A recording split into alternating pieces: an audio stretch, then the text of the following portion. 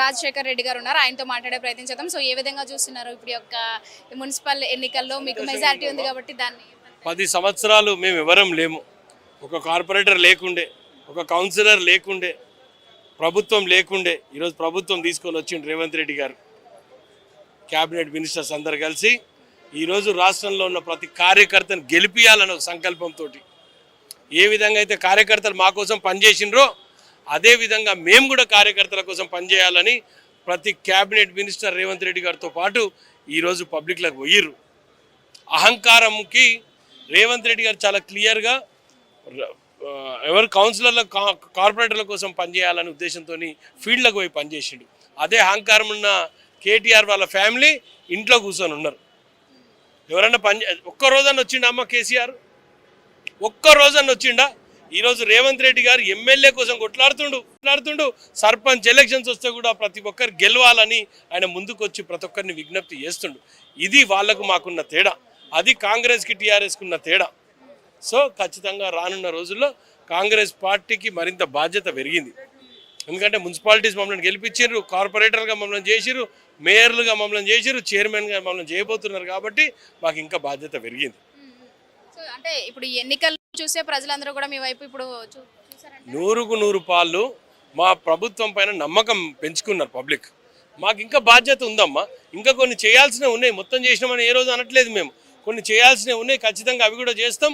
రానున్న రోజుల్లో ఏవైతే పెండింగ్ పనులు ఉన్నాయో. సో ఇంకొకటి ఏదైతే ఈ ప్రచారాల్లో భాగంగా మున్సిపాలిటీ ఎన్నికల ప్రచారంలో భాగంగా ఇప్పుడు ప్రతిపక్షాలు బీఆర్ఎస్ కానీ బీజేపీ కానీ చేసిన ఆరోపణలు ఏ విధంగా మీరు చూస్తారు? మేము చూడాల్సిన అవసరం లేదమ్మా, ప్రజలు చూసేసిండ్రు.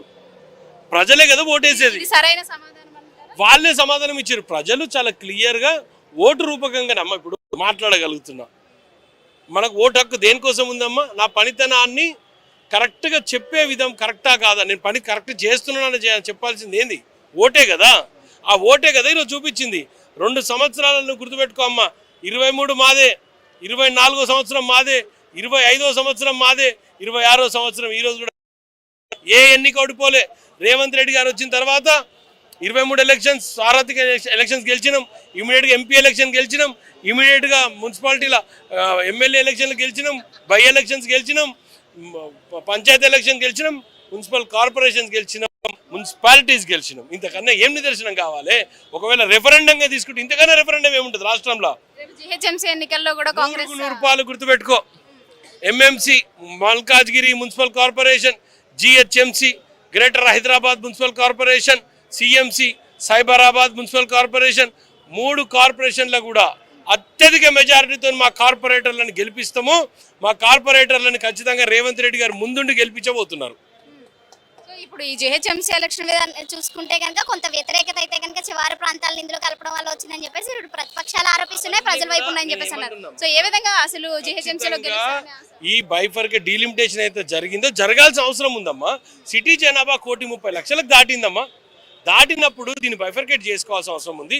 పాలన పరంగా ఏవైతే ఇబ్బందులు ఉన్నాయో, ఎదుర్కొన్న ఇబ్బందులు ఉన్నాయో, అభివృద్ధికి ఇబ్బందులు ఉంటాయమ్మా. నేను ఇంత టైంలో ఎక్స్ప్లెయిన్ చేయలేను. అది టైం వచ్చిన రోజు ఖచ్చితంగా నేను చెప్తా ఏ విధమైన పరమైన ఇబ్బందులు ఉంటాయో. జిహెచ్ఎంసీలో రానున్న కాలంలో అది ఎక్స్ప్లెయిన్ చేసుకుంటే ముందుకు పోతాం మేము. ఖచ్చితంగా దాని అవసరం ఎంతుందో కూడా చెప్తాం. ఖచ్చితంగా నేను ముందే చెప్తున్నా, ఎప్పటి నుంచో కార్పొరేటర్ లేరు మా వాళ్ళు. హైదరాబాద్లో కూడా కార్పొరేటర్లు వస్తారు. ఖచ్చితంగా ఈ హైదరాబాద్లో కూడా ప్రతి ఒక్కరు కార్యకర్త ఎవరైతే కాంగ్రెస్ పార్టీ కోసం పనిచేసినారో వాళ్ళందరినీ రేవంత్ రెడ్డి గారు. ఇటు బీజేపీ చేసిన ఆరోపణలు మనం చూసాం. బండి సంజయ్ కానీ ఇటు కిషన్ రావు గారు కానీ కొన్ని ఆరోపణలు చేయడం జరిగింది. దానికి సపోర్ట్ చేసినప్పటికీ కూడా అంత ఆధిక్యం అనేది కాబట్టి నేను బీజేపీ వాళ్ళకు గెలిచిన వాళ్ళకు కూడా ఒకటే నా రిక్వెస్ట్ అమ్మా, వాళ్ళకి చాలా సిన్సియర్గా అసదుద్దీన్ ఓవైసీ వాళ్ళ ఇంట్లో పెట్టుకుని పూజ చేసుకోవాలి. వాళ్ళ పేర్లు తీయకుండా వీళ్ళైతే ఎలక్షన్ గెలవరుగా. గారు కూడా ప్రచారంలో ఇదే అన్నారు. బీజేపీ వాళ్ళు ఏం చేయాలంటే బీజేపీ పార్టీలు ఎవరు గెలిచినా సరే ఫస్ట్ అసద్ అక్బర్ ఫోటో పెట్టుకోండి. మీరు ఎందుకు మిస్ చేస్తారు? వాళ్ళే కదా మిమ్మల్ని గెలిపిస్తున్నది. సో వాళ్ళ ఫోటోలు పెట్టుకోండి, మంచిగా పూజ చేయండి.